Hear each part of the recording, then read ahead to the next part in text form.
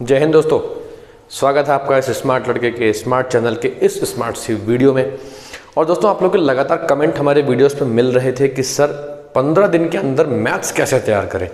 तो सर उसका एक शॉर्ट वीडियो बना करके थोड़ा हमें गाइड करने की कोशिश कीजिए सर कि कैसे हम 15 डेज़ के अंदर मैथ्स तैयार करें। तो दोस्तों, आज आप लोग की हेल्प करने के लिए यही एक छोटी सी कोशिश है मेरी। और देखिए, पहले मैं आपको एक चीज़ क्लियर कर दूँ, ये जो भी मैं प्लान बताने जा रहा हूँ ये सिर्फ उनके लिए है दोज हु आर डेडिकेटेड कि उन्हें री एग्ज़ाम में अच्छा ही करना है। क्यों अच्छा ही करना है, देखिए मैं आपको फिर रिपीट कर दूं, क्योंकि आपको क्लियर कर दूं, री एग्ज़ाम में जो आपके मार्क्स आएंगे वही आपके फाइनल मार्क्स होंगे। ऐसा नहीं होगा कि पुरानी वाली मार्कशीट में पुराना जो आपका मार्क्स मिला है, अभी जो आप रिजल्ट आया है इसके मार्क्स ज़्यादा हैं तो री एग्ज़ाम में कम आ गए तो ये ज़्यादा हो जाएंगे। ऐसा नहीं होगा, केवल री एग्ज़ाम वाले मार्क्स ही फाइनल मार्क्स बनेंगे। तो यानी अगर आप री एग्ज़ाम देने का सोच रहे हैं तो भैया तैयारी बिल्कुल जम के करनी पड़ेगी, क्योंकि ज़रा सा भी रिस्क हुआ तो मार्क्स घट भी सकते हैं। तो री एग्ज़ाम देने से पहले ज़बरदस्त प्रिपरेशन चाहिए। और ज़बरदस्त प्रिपरेशन कैसे करनी है, फिजिक्स की वीडियो हमारे चैनल पे अवेलेबल है, केमिस्ट्री के हमारे चैनल पे अवेलेबल है, आप जाके वहाँ देख सकते हैं। अगर आप मैथ्स की प्रिपरेशन करना चाहते हैं तो ये वीडियो आपके लिए है। वीडियो को लास्ट तक बने रहें, काफ़ी हेल्पफुल वीडियो होने वाली है। तो चलिए आज की इस वीडियो को शुरू किया जाए। अब सबसे पहले यहाँ पर हम आपके साथ डिस्कस करेंगे कि मार्क्स का डिस्ट्रीब्यूशन कितना कितना है। आप देख सकते हैं रिलेशन फंक्शन लिखा है मैंने, 8 नंबर की है। इन्वर्स ट्रिग्नोमेट्रिक फंक्शन देख लीजिए, ये भी 8 नंबर की है। अलजेब्रा यानी मैट्रिसेस और डिटर्मिनेंट्स मिला करके 10 मार्क्स तक कवर हो जाती है। लेकिन मैं आपको इधर की तरफ फोकस करना चाहूँगा, कंटिन्यूटी एंड डिफरेंशियबिलिटी की तरफ। वो 35 मार्क्स कवर कर रहा है। तो मेरा आपका पर्सनल सजेशन आपको ये है कि भैया सब कुछ छोड़िए, सीधे के सीधे आप कहाँ कवर अप करने की कोशिश कीजिए, कंटिन्यूटी एंड डिफरेंशियबिलिटी पर फोकस कर लीजिए। अब सुनिए इसमें क्या क्या नहीं पढ़ना है। देखिए, पहले रोलेस थ्योरम और लैग्रांजियन मीन वैल्यू थ्योरम के क्वेश्चंस आते थे, बड़े क्वेश्चंस होते थे। अब सिलेबस से हट गया है तो आपको इन्हें नहीं पढ़ना है। डेरिवेटिव एज अ रेट मेजरर नहीं पढ़ना है, अप्रॉक्सीमेशन नहीं पढ़ना है, ठीक है। इंटीग्रेशन जब आप बात करेंगे तो इस 2 टाइप के इंटीग्रेशन वाले क्वेश्चन हट चुके हैं। इससे सिमिलर जितने भी क्वेश्चंस होंगे मत कीजिएगा, छोड़ के आगे बढ़िए। Definite integrals as a limit of sum, ये भी हटाया जा चुका है। ये पहले बहुत बढ़िया 6 मार्क्स का क्वेश्चन होता था, लेकिन अब ये सिलेबस में नहीं है, ठीक है। एप्लीकेशन ऑफ इंटीग्रेशन की अगर बात करें, एप्लीकेशन ऑफ इंटीग्रल्स की बात करें तो एरिया बिटवीन 2 कर्व्स, ठीक है, ये भी टॉपिक में नहीं है। समय मत खराब कीजिएगा, पहले देख लीजिए क्या क्या नहीं पढ़ना है। डिफरेंशियल इक्वेशन में आपको dx by dy plus px is equal to q, ये नहीं है, लेकिन dy by dx plus px is equal to q, इस टाइप वाले क्वेश्चन आपको करने पड़ेंगे। तो dx by dy वाला पार्ट आप ध्यान रखेंगे, इसमें समय मत खराब कीजिएगा। फटाफट के देखिए वेक्टर और 3D, तो वेक्टर और 3D 14 मार्क्स की है। देखिए बेटा, वेक्टर तो आपके लिए बहुत मुश्किल चैप्टर नहीं है। रही बात 3D की, थोड़ा 3D पढ़ना पड़ सकता है, लेकिन 3D में भी देखिए, अब यहाँ पर देखिए आप 3D में जो सबसे टफ पार्ट था क्या था, वो angle between planes, angle between lines, angle between line and plane, तो ये भी हटा दिया गया। यानी कि 3D भी अब कुछ खास ऐसा बचा नहीं है, बहुत बेसिक चीजें रह गई हैं, ठीक है। वेक्टर में स्केलर ट्रिपल प्रोडक्ट भी हटाया जा चुका है, तो वेक्टर में और 3D में मुझे लगता नहीं कोई बहुत ज़्यादा कुछ बचा है, ठीक है। अच्छा, तो ये तो था भैया मार्क्स का distribution. Vector 3D 14 marks cover कर रही है, continuity and differentiability 35 marks cover कर रही है। तो मेरा आपसे निवेदन है कि सबसे पहले आप जो भी समय लगा सकते हैं, आप मान के चलें कि आपको अप्रॉक्सीमेटली 1 वीक तो ये पूरा जो कैलकुलस का पार्ट है ये कवर करना पड़ेगा। कैलकुलस के पार्ट में क्या क्या ज़्यादा फोकस करना है, देखिए कैलकुलस के पार्ट में तो भैया आप जैसे फिजिक्स में हम लोग ऑप्टिक्स के लिए कहते हैं कि सारा पढ़ डालिए जो जो सिलेबस में है। ऐसे ही मैं अब यहाँ पर कुछ ऐसा इंपॉर्टेंट नहीं बता पाऊँगा, क्योंकि बहुत कुछ है जो इम्पॉर्टेंट है, ठीक है। ऑलमोस्ट समझिए कि सारा ही इसमें इंपॉर्टेंट है, बट ये है जो बहुत इंपॉर्टेंट थे पहले अब वो नहीं है। जैसे रोलेस थ्योरम ये सब है तो हटा दिया गया, सिलेबस में नहीं, ज़्यादा परेशान मत होइएगा, छोड़ दीजिए इनको, ये है ही नहीं। Rate measure, derivative as a rate measure करते थे, फिर अप्रॉक्सीमेशन करते थे, ये बड़े क्वेश्चन थे, हट गए हैं इस बार। अब इंटीग्रेशन में आप इस टाइप के क्वेश्चन जब करते थे, इस टाइप के लास्ट में बहुत सारे क्वेश्चन हैं, तो इन सबको छोड़िए। और मैं तो कहता हूँ कि कैलकुलस की प्रिपरेशन आप केवल एनसीईआरटी बुक से कीजिए। आई प्रेफर कि आप केवल एनसीईआरटी बुक ही उठा करके उसी को कंप्लीट करें कैलकुलस में, बाकी एक्स्ट्रा कुछ ट्राई ना करें। सीबीएसई का पेपर एनसीईआरटी से बाहर नहीं जाएगा, आप पूरा का पूरा कैलकुलस सबसे पहले प्रिपेयर करें। 7 दिन 8 दिन जो भी समय लगे, लेकिन सबसे पहले कैलकुलस प्रिपेयर कर लें। कैलकुलस की प्रिपरेशन के बाद मैं आपको सजेस्ट करूंगा कि आप रिलेशन फंक्शन और इनवर्स ट्रिग्नोमेट्रिक फंक्शन खत्म करें। दोनों मुश्किल से एक दिन चैप्टर है भाई, ज़्यादा कुछ नहीं है, क्योंकि इनवर्स ट्रिग्नोमेट्रिक फंक्शन में तो कुछ भी नहीं बचा है, लिटरली कुछ भी नहीं बचा है। यहाँ पर देखिए क्या बचा है इनवर्स ट्रिग्नोमेट्रिक फंक्शन में। देखिए केवल ये इधर देखिए, ये जो हैशटैग लगा रखे मैंने, ये पढ़ने वाले हैं। ये जो क्रॉस लगा रखे मैंने, ये आपको नहीं पढ़ने हैं, ठीक है ना। भाई टाइप्स ऑफ रिलेशन में आप क्या क्या पढ़ेंगे, 1 1 है, ऑन टू है, फिर उसके बाद इसमें सिमेट्रिक प्रूफ करना होता है, ट्रांजिटिव प्रूफ करना होता है, ये सब कुछ पढ़ना है। इक्विवेलेंस रिलेशन जरूर पढ़ लीजिएगा। ये रिलेशन के केवल डेफिनेशन छोटे छोटे क्वेश्चन आते हैं, ये आप कवर करेंगे तो आपके 8 नंबर फ्री के हैं। तो मैं आपसे सजेस्ट करूंगा सबसे पहले आप symmetric relation, reflexive relation, transitive relation पढ़ें। उसके बाद आप आ जाएं कि 1 1 क्या होता है, मैनी 1 क्या होता है, उसके बाद 1 1 ऑन टू क्या होता है, मैनी 1 ऑन टू क्या होता है, इसको कंप्लीट करें। उसके बाद आप इक्विवेलेंस उसके बाद पढ़ेंगे, क्योंकि लाइन सही है वो पढ़ना है आपको उसमें। तो इसमें ध्यान रखना, इसमें से जो आपको इन्वर्टिबिलिटी थी हटा दिया गया है। इन्वर्टिबिलिटी से पहले का टॉपिक जिसमें हम 2 फंक्शन को कंबाइन करते थे, FOG GOF, हटा दिया है, तो समय बच रहा है आपका। यानी इसमें सिर्फ बेसिक डेफिनेशंस जो है ना, उन पर बेस्ड छोटे छोटे क्वेश्चन आप कर लीजिएगा, तो आपके 8 नंबर फ्री के हो जाएंगे। इनवर्स ट्रिग्नोमेट्रिक फंक्शन, और इसमें तो लिटरली कुछ नहीं बचा भाई, ज़्यादा इसमें फ्री के मार्क्स मिलेंगे।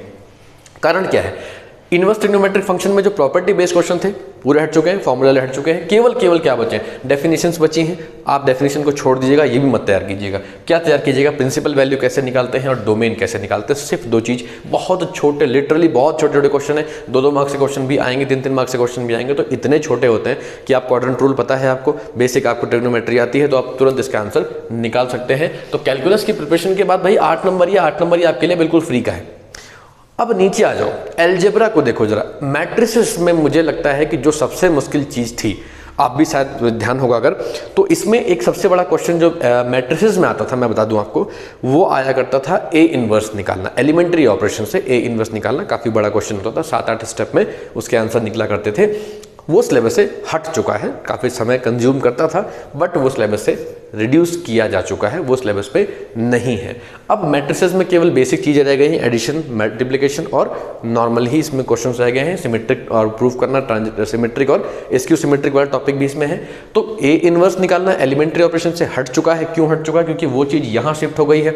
ये क्या है, ये DET मीन्स डिटर्मिनेंट्स। तो डिटर्मिनेंट्स में भी एक बहुत मुश्किल चीज़ थी, अगर ये मुश्किल चीज़ यहाँ शिफ्ट हो गई तो आपको बता दूँ, ये मुश्किल चीज़ जो ए इनवर्स निकालना था एलिमेंट्री ऑपरेशन वाला, वो यहाँ आके ईजी हो जाता है। यहाँ पर हम ए इनवर्स कैसे निकालते हैं, ए इनवर्स निकालने के लिए 1/mod of A into adjoint of A कर लेते हैं। तो ये उससे कहीं ज़्यादा इजी है। मैट्रिसेस की हेल्प करके अगर आपको मैं बोलूँ कि इनवर्स निकालो तो काफ़ी लेंदी प्रोसेस था, आपने अगर किया होगा आपको पता होगा, ठीक है। तो ये हट चुका है, डिटर्मिनेंट से ए इनवर्स इजीली निकल जाता है, नॉट अ बिग डील।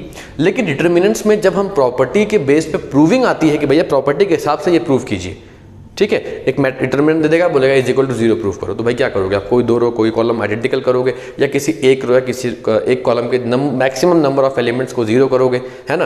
तो ये भी अब हटाया जा चुका है। तो इसमें बचा क्या है, इसमें बेसिक आप ये क्वेश्चन जरूर पढ़ लीजिएगा, 100% बता रहा हूँ, ए इनवर्स निकालना जरूर पढ़ लीजिएगा, क्योंकि ये इंपॉर्टेंट टॉपिक था, वहाँ से हटा तो यहाँ पक्का दे देंगे आपको एग्जाम में। तो अलजेब्रा जो है आपकी मैट्रिसेस और डिटर्मिनेंट्स कवर करती है, 10 नंबर की है। मुझे लगता है कि ये दोनों टॉपिक अगर आप तसल्ली के साथ बैठेंगे 2 दिन में आप इसे कवर कर सकते हैं। इधर आपका 1 दिन इसने लिया, 1 दिन इसने लिया, तो भाई 7 दिन ये हो गए, 2 9 और 2 11 दिन हो गए। अभी बचते हैं आपके पास अप्रॉक्सीमेटली 15 दिन का समय है आपके पास। अब बचते कितने हैं, लगभग 4 दिन। 4 दिन में मैं I suggest you to complete this LPP। अब LPP 4 दिन नहीं लेगा भैया आपसे, सुनिए क्यों नहीं लेगा, मुश्किल से 1 दिन अगर आप सुबह बैठेंगे, दोपहर तक आप इसे खत्म कर देंगे। क्यों, देखिए आप LPP में 3 टाइप के क्वेश्चन आया करते थे। एक तो आता था कि एक सिंपल से आपको लीनियर इनइक्वेशन दी होगी, जो क्लास 10th में भी हम पढ़ते थे, उसका ग्राफ ड्रॉ करके फिर जो कॉमन एरिया है वो निकाल करके उसमें ही 3-4 पॉइंट निकाल करके maximum value minimum value graph में डाल के आप निकालते थे, मतलब इक्वेशन में पुट करके निकाल लिया करते थे। लेकिन अभी सुनिए, जो उसमें स्टेटमेंट बेस्ड क्वेश्चन थे, जिसमें बड़ी बड़ी स्टेटमेंट होती थी, जिसको पढ़ के ही चक्कर आते थे कि भाई क्या करूँ इसका, मैं हट गया है, नहीं है सिलेबस में। प्लस पॉइंट है आपके लिए कि आपको इक्वेशन बनानी नहीं पड़ेगी, बनी बनाई मिलेगी, सिर्फ उसको आप ग्राफ पे प्लॉट करिए। आई थिंक ग्राफ पे प्लॉट करना तो 10th में सीखा था यार, ग्राफ पे प्लॉट करो, कॉमन पॉइंट ढूंढो और कॉमन पॉइंट्स को ले जा करके जो मैक्सिमाइज या मिनिमाइज की इक्वेशन दी है उसमें पुट करो, मैक्सिमम पॉइंट मिनिमम पॉइंट निकाल के खत्म कर दो। पहले क्या था, स्टेटमेंट बेस्ड क्वेश्चन होते थे, भैया स्टेटमेंट पढ़ो, फिर इक्वेशन बनाओ, फिर उसको सॉल्व करो, फिर ग्राफ पे डालो, फिर जेड के इक्वेशन में रखो, तब जाके आंसर कहीं निकलता था। लेकिन इस बार CBSE ने ये कहा है कि स्टेटमेंट बेस्ड प्रॉब्लम जो लीनियर प्रोग्रामिंग में थे हटा रहे हैं, सिलेबस में नहीं देंगे। यानी आपके लिए काम LPP में भी बहुत आसान हो गया, केवल जस्ट एक रिवीजन मारना है। अनबाउंडेड रीजन, जिसमें आपको अनबाउंडेड रीजन यानी जो रीजन कवर नहीं हो रहा, अनबाउंडेड रीजन जो आ रहा है, उसमें कॉमन पॉइंट जब निकालना था वो बड़ा मुश्किल था। तो वो तो खैर पहले भी सिलेबस से हटाया जा चुका था, तो आपको ये टॉपिक तो खैर छोड़ दीजिए। लेकिन आपको स्टेटमेंट पढ़ करके इक्वेशन बना करके सॉल्व करने वाले क्वेश्चन में समय नहीं खराब करना है। केवल उन्हीं क्वेश्चंस पर आप फोकस कीजिए जिन क्वेश्चंस में ऑलरेडी गिवन इक्वेशन है। तो मुझे लगता है भाई 5 नंबर ये, 8 नंबर ये, 8 नंबर ये जो मैंने इधर, आप सोचेंगे एलपीपी यहाँ क्यों लिखा हुआ, तो इसके बाद आता है इसलिए क्योंकि इन चैप्टर्स में फ्री के मार्क्स है सर, आपको मेहनत ज़्यादा नहीं करनी है। मेहनत कहाँ करनी है सर मेहनत करनी है आपको कैलकुलस वाले पार्ट में, क्योंकि यहाँ काफ़ी कुछ पढ़ने के लिए अभी भी है। मेन चीज़ें हट गई हैं, रोलेस थ्योरम हट गई, लैग्रांज मीन वैल्यू थ्योरम हट गई, रेट मेजरर हट गया, अप्रॉक्सीमेशन हट गया। ये देखिए, ये जो खास 2 टाइप के इंटीग्रेशन है ना, इसमें और भी बहुत सा टाइप है, आप देखिएगा आपको सिलेबस में वहाँ पर रिड्यूस करके मिलेगा। तो ये टॉपिक भी हट गया, ये भी हट गया, ऐसे कुछ क्वेश्चन और भी हट गए, और ये बहुत ठीक ठाक अच्छे क्वेश्चन थे भाई। इसके अलावा एप्लीकेशन ऑफ इंटीग्रेशन में अगर आप आएंगे तो एरिया बाउंडेड बिटवीन कर्व्स, अरे क्या बात है, ये बहुत बढ़िया क्वेश्चन थे, हटा दिए गए, इस टाइप हटा दिए गए, सब कुछ हट चुका है। तो कैलकुलस जो है ना, इससे ऊपर का पार्ट, ये थोड़ा समय आपका ले सकता है। अगर समय बचता है आपके पास, मैं आपको पर्सनली जो मेरा सजेशन है, अगर समय बचता है इसको करने के बाद तब आप इधर आ जाइएगा वेक्टर और 3D में। इसमें वेक्टर पहले कर लीजिएगा, क्योंकि वेक्टर आप पहले क्लास 11th में भी करके आए हैं, बेसिक नॉलेज होता है, तो छोटे छोटे क्वेश्चन इसमें कवर अप आपके हो जाएंगे, क्योंकि 14 मार्क्स का वेटेज है। मैं ये नहीं कहूँगा इसके बाद आप यहाँ आ जाएं, हो सकता है 3D आपका दिमाग खराब कर दे। तो मैं आपसे कहूँगा इसको प्रिपेयर करने के बाद रिलेशन फंक्शन तैयार करें। भाई देखो, आपने रिलेशन फंक्शन अगर थोड़ा भी पढ़ा होगा ना, तो आपके लिए बहुत ही इजी क्वेश्चंस होते हैं इसके बाद इनवर्स ट्रिग्नोमेट्रिक फंक्शन। अच्छा, इजी क्यों होगा सुनिए, इन्वर्टिबिलिटी हट गई, आपका एफओजी जीओएफ निकालना हट चुका है, वो भी नहीं बचा है, तो अब बचा क्या, इक्विवेलेंस रिलेशन बचा खाली। तो इक्विवेलेंस रिलेशन के क्वेश्चन आप कर लीजिएगा, ठीक है। इनवर्स ट्रिग्नोमेट्रिक फंक्शन में प्रॉपर्टी नहीं है, बड़े बड़े क्वेश्चंस खत्म हो गए प्रॉपर्टी खत्म होने की वजह से। तो कुल मिलाकर के मैं आपके सामने ये जो मैंने ब्लूप्रिंट रखा है ना, इसमें मैं आपको सजेस्ट करूंगा सबसे पहले समय, ये देखिए, सबसे पहले समय आप इसको दीजिए, 6-7 दिन जितना भी दे सकते हैं, बहुत ज़्यादा समय मत दीजिएगा। ऐसा ना हो कि आप केवल कैलकुलस ही तैयार करते रह जाएं, बाकी छूट जाए।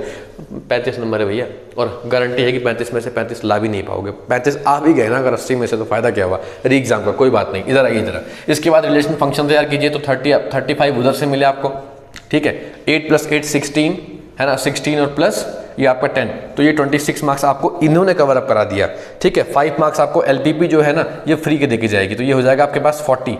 देखिए कैलकुलेशन देख लीजिए पहले कैसे कैसे करना है। तो ये आप आ गए 66 मार्क्स के पास। इसके बाद यदि समय बचता है तो आप इसके पास जाएं भैया। 14 में से आप अगर 10 नंबर भी प्रिपेयर कर लेते हो तो यू आर नियरली अबाउट 76। भाई 76 में से कितना भी पेपर खराब जाएगा, 60 से नीचे तो नहीं ही गिरोगे ना भाई, समझिएगा। 60 से नीचे तो नहीं गिरोगे। अब जिन बच्चों के अभी 40 नंबर है, 30 नंबर है, या फिर उनको जस्ट पास कर रखा है मैथ्स में, उनके लिए तो भाई ये चीज़ बहुत ज़्यादा अच्छा होने वाला है। तो आप इस ब्लूप्रिंट को फॉलो कीजिए। अब क्वेश्चन ब क्वेश्चन तो नहीं बता सकता मैं आपको कि क्या क्या कीजिएगा, इतना ज़रूर बोल दूँ, इसमें ए इनवर्स निकालना सीख लीजिए। मैट्रिसेस में सिमेट्रिक और स्क्यू सिमेट्रिक की फॉर्म में जो सम करके निकालते हैं उसको जरूर कर लीजिएगा। एलपीपी में तो भैया आपको बनी बनाई इक्वेशंस मिलती है ना शुरू की पहली एक्सरसाइज में, बस उनको ग्राफ पर प्लॉट करके और मैक्सिमाइज पॉइंट निकालना वो सीख लो। इसमें आप जब कंटिन्यूटी डिफरेंशिएबिलिटी में आएंगे तो डिफरेंशिएशन के बेसिक क्वेश्चन जरूर कर लीजिएगा। ये थोड़ा आपके ज़्यादा हेल्प करेंगे, क्योंकि जब आप बेसिक क्वेश्चंस करेंगे तो कॉन्फिडेंस बूस्ट होगा, और फिर आप धीरे धीरे जब कॉन्फिडेंस लेवल बढ़ेगा तो अपने आप कैलकुलस आप धीरे धीरे कवर करते चले जाएंगे। ठीक है, तो भैया ये मैंने बहुत शॉर्ट टाइम में आपको बताने की कोशिश की है कि ज़्यादा किसको कवर करना। अभी यहाँ पर एक टॉपिक छूट रहा है, मेरे पास स्पेस नहीं था इसलिए मैंने यहाँ पर इसको नहीं लिखा। मैं यहाँ पर अगर सोच रहा हूँ लिख दूँ, बचता क्या है आप समझ ही गए होंगे, एक प्रोबेबिलिटी छूट रही है ना। तो जो प्रोबेबिलिटी है अब इस कंडीशन में, तो प्रोबेबिलिटी हमारी क्या है, प्रोबेबिलिटी 8 नंबर की आती है भैया, 8 नंबर की प्रोबेबिलिटी 8 मार्क्स की आती है, तो इसको छोड़ के नहीं जा सकते। सर इसमें बायस थ्योरम बहुत तंग करने वाली है ना, तो भैया बायस थ्योरम वाले क्वेश्चन जरूर इसमें आप प्रिपेयर कर लीजिएगा, अच्छे क्वेश्चन है। Mean variance and random variables इसमें से हटाए जा चुके हैं, ये नहीं करना है, कट का निशान लगा दे रहा हूं। मीन वेरिएंस, ठीक है, और इसमें एक आपको पता होगा एक रैंडम करके आता है, रैंडम वेरिएंस करके आता था। तो मीन वेरिएंस और रैंडम वेरिएबल ये टॉपिक इसमें से हटाए जा चुके हैं। तो आपको केवल प्रोबेबिलिटी में बायस थ्योरम पे फोकस करना है। और मैं आपसे बताऊंगा बायस थ्योरम में भी क्या कीजिए, बायस थ्योरम के भी स्टैंडर्ड क्वेश्चन कीजिए भाई। आपको पता है उसका एक पेट फार्मूला होता है, उस पेट फार्मूले को याद कर लीजिए, उस पर बेस्ड जितने क्वेश्चन प्रिपेयर कर सकते हैं कर लीजिए। 8 नंबर की है तो 2 क्वेश्चन मान लीजिए, 4 नंबर के 2 क्वेश्चन जरूर मान के जाइए, वो इसमें से आने वाला है। तो भैया ये छोटा सा मैंने एक ब्लूप्रिंट आपके सामने रखने की कोशिश की है इतने शॉर्ट टाइम में। आई पर्सनली सजेस्ट कि आप डिफरेंशिएशन करने के बाद अभी भी 8 नंबर ये वाला, 8 नंबर ये वाला, 5 नंबर ये वाले के पास जाएं, और 10 नंबर ये रहा अलजेब्रा, यानी यही सबसे बढ़िया काम आपका आसान कर देगा। टाइम बचता है तब आप प्रोबेबिलिटी और इसको कंप्लीट कीजिएगा, और अगर टाइम बचता है तो अभी भी सजेस्ट करूंगा पहले प्रोबेबिलिटी कीजिएगा, लास्ट में वेक्टर और 3D के पास जाइएगा, क्योंकि आई नो दैट कि 3D थोड़ा सा कन्फ्यूजन जनरेट कर सकता है। तो इसलिए आपको ये ध्यान रखना है कि आपको सबसे पहले, मैं फिर से फटाफट एक मिनट जल्दी से पहले एक बार और चीज़ देख लेते हैं। अब यहाँ कितने कितने नंबर की प्रिपरेशन आप करने जा रहे हैं भाई, आपको 35 नंबर वो लेना है, देखते जाइए फटाफट। 35 नंबर वो लेना है, आपको 8 नंबर ये लेना है, आपको यहाँ देखिए 8 नंबर ये तैयार करना है, आपको 10 नंबर ये तैयार करना है। अब आप कहेंगे सर पूरे पूरे क्यों ऐड कर रहे हो भाई, तो क्योंकि मैं पूरे इसलिए ऐड कर रहा हूँ क्योंकि मैं चाह रहा हूँ कि आप पूरा पूरा करके जाएँ, फिर बाद में रिड्यूस कर लेंगे। अभी देखिए ना 10 नंबर ये हो गया, 5 नंबर आपकी LPP दे गई, उसके बाद अगर आप यहाँ 8 नंबर की प्रिपरेशन ये करके जाते हैं तो मुझे लगता है कि इसमें से आप गिरते पड़ते कितना भी जाएंगे तो नियरली आप 60 के आसपास आ जाएंगे। तो आई होप आप लोग इस ब्लूप्रिंट को आप एक बार सामने, यहाँ पर मैं हट जाता हूँ, पूरा व्हाइट बोर्ड आपको दिख जाएगा। आई होप आपको ये ब्लूप्रिंट हेल्प करेगा, ठीक है। इसमें जो टॉपिक नहीं है बेटा मत समय खराब कीजिएगा, Rolle's theorem, rate measurer, LMV, approximation, ये सब नहीं है, इसको पहले ही कट कर लीजिएगा, इसमें समय नहीं खराब करना है, ठीक है ना, और आगे बढ़ते चले जाइएगा। आई होप आपको ये वीडियो बहुत हेल्प करेगी। ऑल द बेस्ट आप लोगों को आने वाले री एग्जाम्स के लिए। बाकी हमारे इस चैनल पे अगर आपको किसी भी चीज़ का टॉपिक पे डाउट है तो आप कमेंट करके बताएं, वी विल ट्राई कि हम उसका एक अच्छा सोल्यूशन आप लोग के बीच में लेकर के आएँ। बाकी री एग्जाम की जैसे ही डेट शीट डिक्लेयर होगी हम सबसे पहले आपको अपने चैनल पर इस चीज़ को अपडेट करेंगे। तो अगर आप इस वीडियो को देख रहे हैं, चैनल पे अब तक बने हुए हैं, तो आई होप आपको ये वीडियो पसंद आया होगा। तो चैनल को सब्सक्राइब कर दीजिए, वीडियो पे लाइक कमेंट शेयर जरूर कीजिए। चलिए मिलते हैं फिर किसी नई वीडियो में नई इन्फॉर्मेशन के साथ, तब तक घर पे रहिए, पढ़ते रहिए।